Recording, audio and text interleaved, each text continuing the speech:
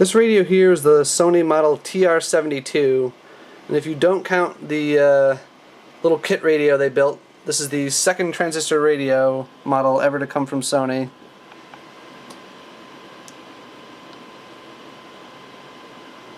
I don't believe this model was being sold in the US at the time it came out. You can see there's no civil defense marks on this set.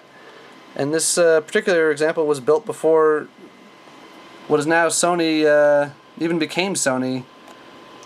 Originally Tokyo Tsushin Kogyo Ltd. Probably not pronouncing that right, but in any case, that was their name.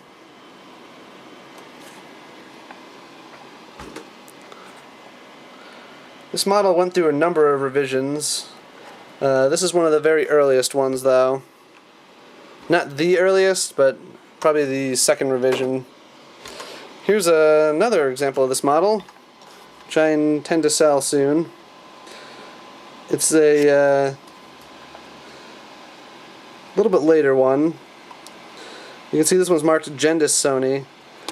This particular one was built by Sony for the Gendis company of Canada to be sold in Canada.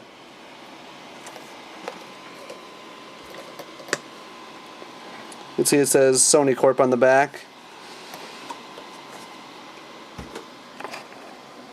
Whereas the other one does not.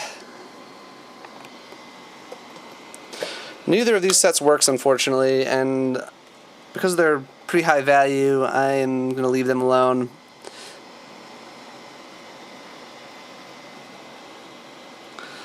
This one has all its original Sony transistors. You can see most of them are embossed Sony on the top. Or actually all of them are, just maybe painted over. Well, actually no, there's no mark on that one for some reason. Now this one, I don't know what the heck someone was doing, but they replaced the 3 RF transistors with very early Raytheon units.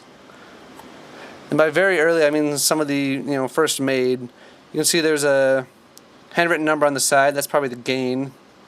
This one's from mid-1954.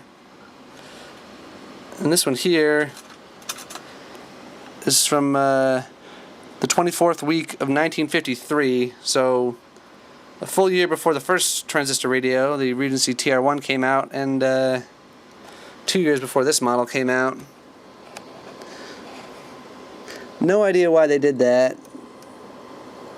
They installed sockets to hold the transistors as well. I actually do have one of the original Sony transistors that they removed.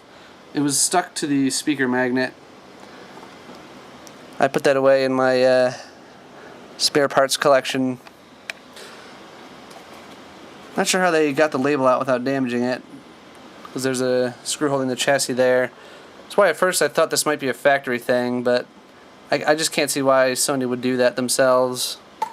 It'd be a pretty strange thing to do. I'm going to keep that battery tube though.